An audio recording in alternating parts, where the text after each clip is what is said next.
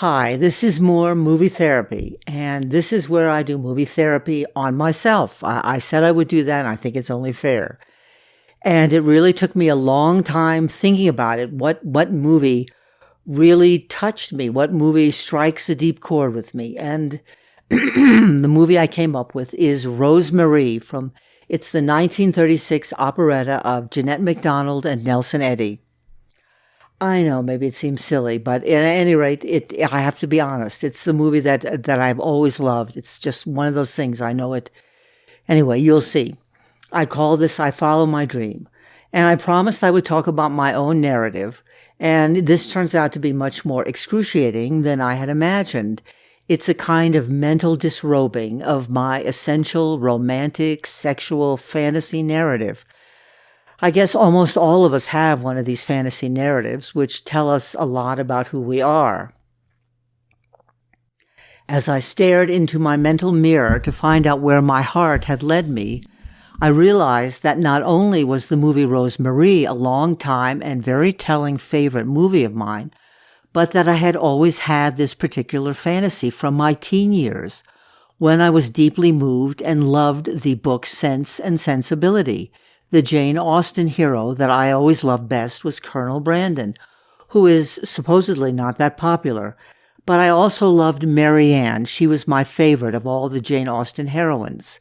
And Jane Austen wrote this book when she was young and fiercely scathing of all the hypocrisy that surrounded her and that she saw in the people in her life. I read it when I was young and fiercely unforgiving of the failings of those around me.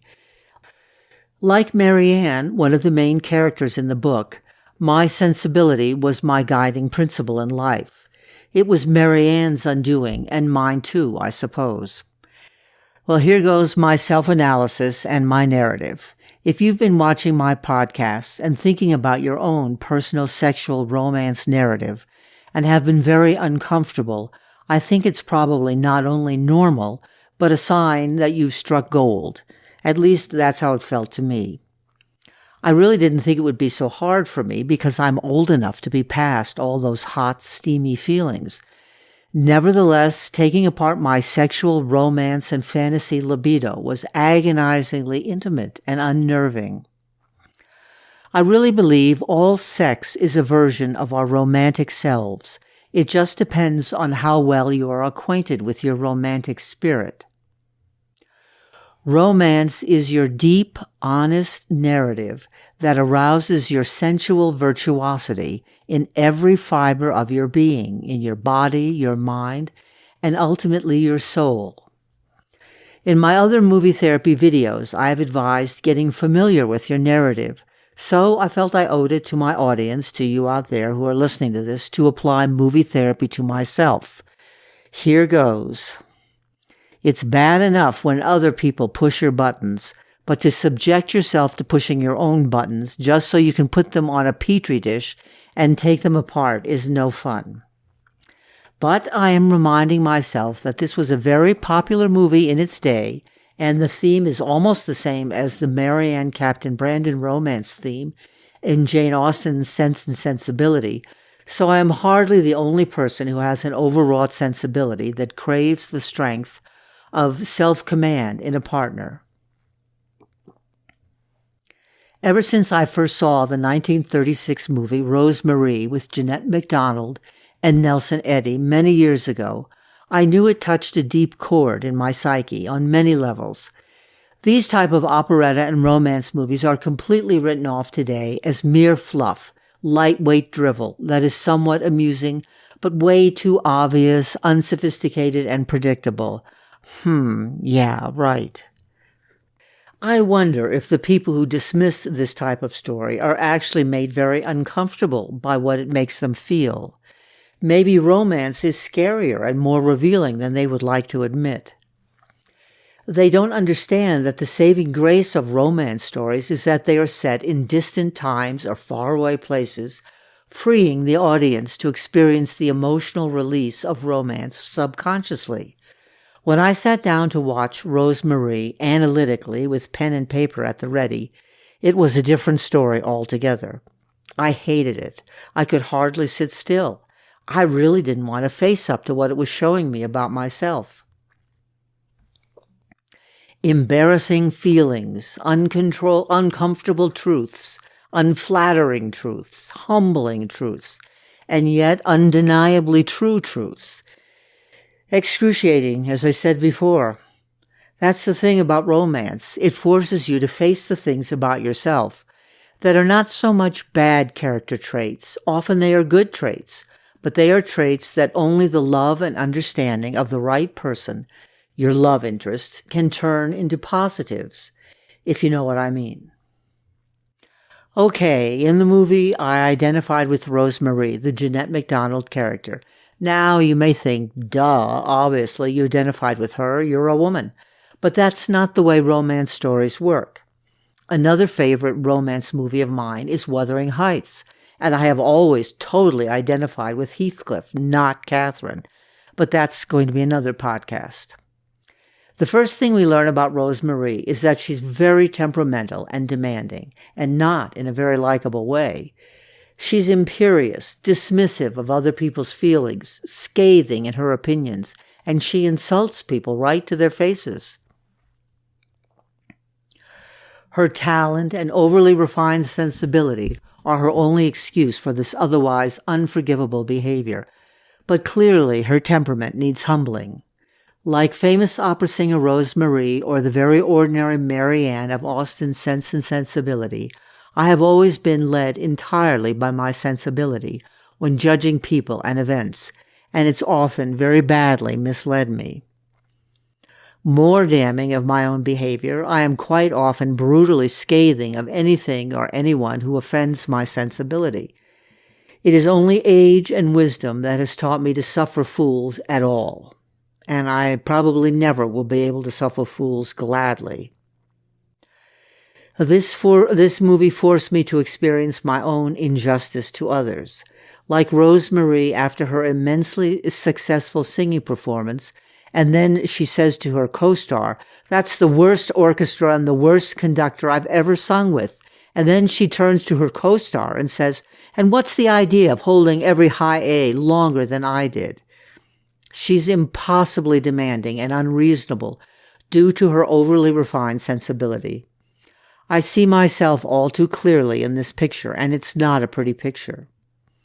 A refined sensibility is a good thing, but like any trait, it can become tyrannical and ruin your life. You can feel things way too much. Okay, moving on to an even more uncomfortable plot point. Rosemarie finds out that her brother, having escaped from prison, has now killed a Canadian Mountie. She is distraught and decides to rush to his rescue in the northern woods with a native guide. She plans to give her brother enough money to help him escape and get a second chance. She is too loyal and too understanding, and the truth is that's me all over, as I have said before. Okay, I probably wouldn't help a murderer escape even if he was my brother, but this is fiction where events have to be more dramatic to clearly make the point. My late husband Tom told me all kinds of lies to cover his on-the-job cheating, which destroyed his career. But I always believed his excuses because I believed in him unquestioningly, and that was a mistake. I was too loyal and too understanding, just like Rosemarie. But should I forgive myself for not being stronger and asking tougher questions? No, I was foolish and too passionately single-minded to stop, think, and consider changing course or admitting even a doubt about Tom, and Tom's death was the result. Not my fault? I'm never quite sure. But no, guilty as I do sometimes feel, I don't think it's fair to blame myself. When someone lies to you and breaks their vows and cheats on you, you are the victim of a bad person's evil actions. It's a kind of murder, and if someone kills you, it's really not your fault. Aha! See how uncomfortable this lightweight fluff of romantic nonsense becomes when you look at it closely? It very quickly morphs into something deep and dark. Love, death, truth, sin, murder, and responsibility. They're all there in romance, literally or metaphorically.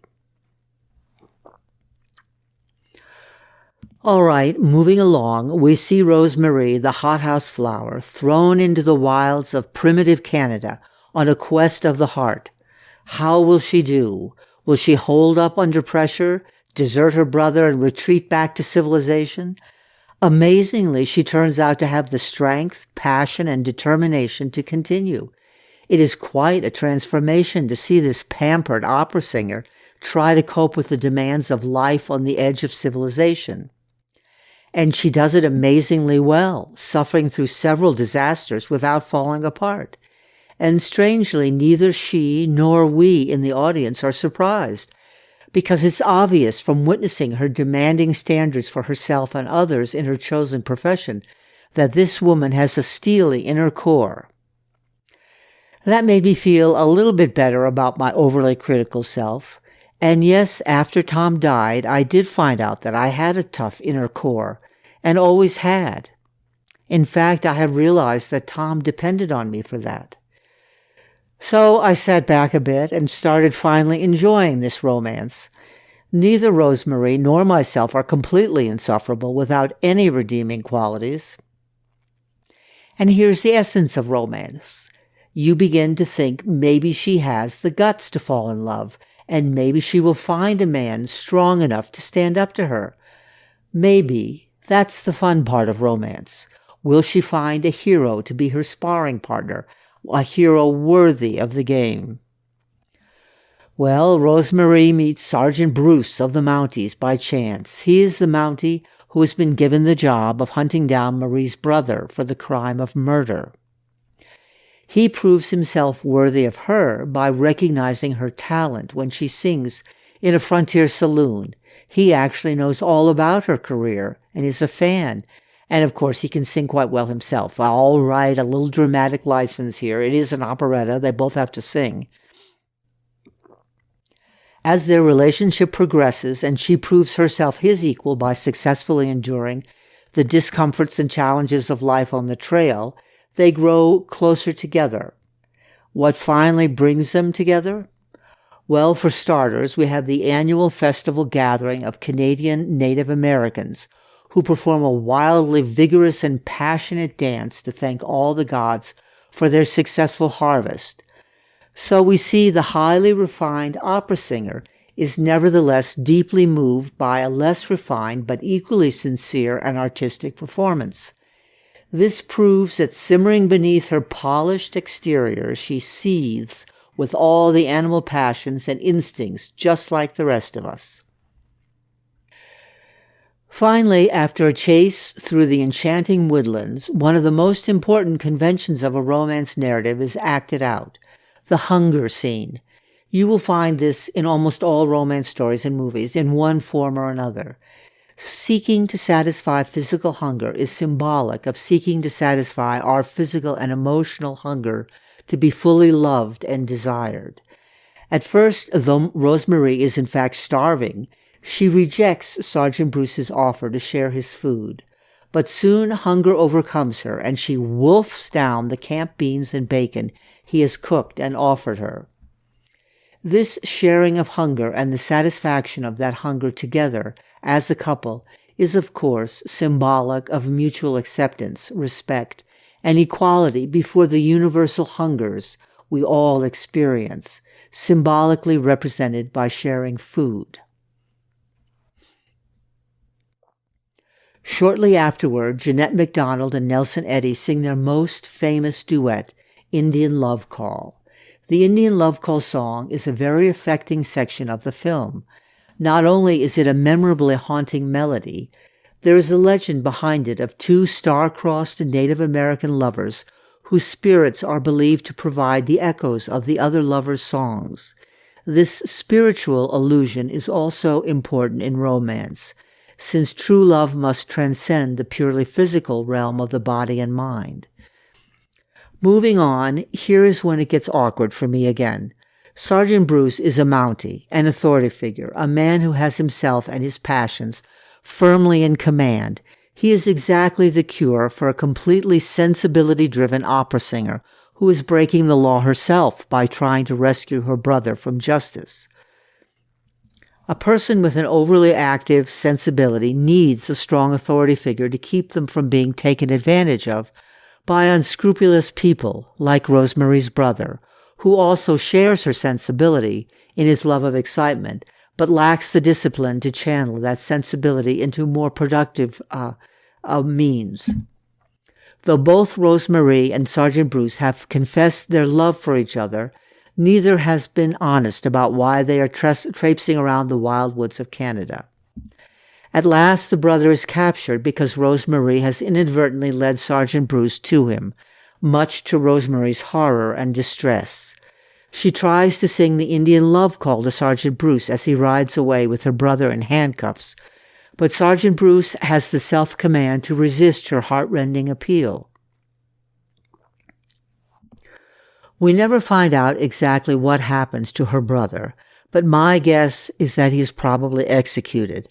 I make this guess due to the fact that the plot choice of Rosemary collapsing is while she's singing the opera Tosca, the execution scene from that. Subsequently, Rosemary has a complete breakdown and is resting at a spa in the Canadian mountains. She has become a noticeably kinder and more considerate person to her maid and her manager. Her manager, Meyerson, is visiting her, but she is listless and without ambition or energy. He says, "If only you'd lose your temper and bawl me out, I'd feel better. You haven't fired me in 6 months." She apologizes to him for having been so mean in the past, and he advises her to go on a singing tour to help her forget her troubles. She replies, "I don't seem to care if I never sing again. I think I've forgotten how to sing." As he heads for the door, he turns to say goodbye and says, "I was hoping as I came up to hear your voice echoing through the hills." Rosemary's face lights up at that image. The idea of her voice echoing, like the unhappy lovers' voices in the Indian love call song and legend, opens Rosemary's heart, and she sings like one of the forlorn lovers. And because this is a romance, guess who Meyerson has brought to visit her in an effort to revive Rosemary? Yes, you guessed it, Sergeant Bruce. Sergeant Bruce sings the love call reply, and they kiss, reunited in love, and we have a happy ending. You can see the similarities between this story and Austen's Sense and Sensibility. Marianne is misled by her sensibility to fall for the faithless Willoughby, and when he fails her, she is prostrate with grief until the love, loyalty, and understanding of Colonel Brandon, her longtime admirer, revives her. How does all this relate to my romance? I think Tom's military background always impressed me. It made me believe he was a man who had integrity, strength, and self-command. That was the opposite of me. Rules always seemed to conflict with my sensibility. Yes, one of the things I loved about Tom was that he believed in rules. That part was the good half of Tom.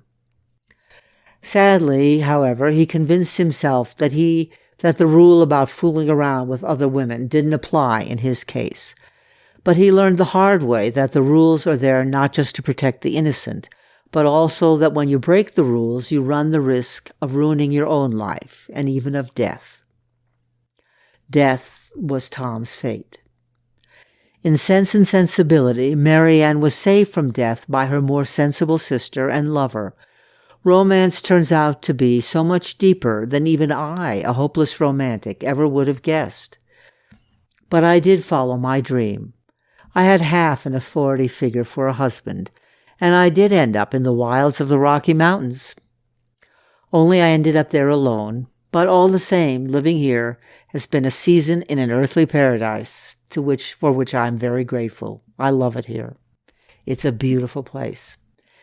And let me remind you, if you want to read Tom and my story, you can get the book Bedeviled. It's on Amazon, paperback, Kindle, paperback, Kindle, and it's by Marcy Casterline O'Rourke, because my husband's name was Tom O'Rourke. Thank you very much. I hope you enjoyed this.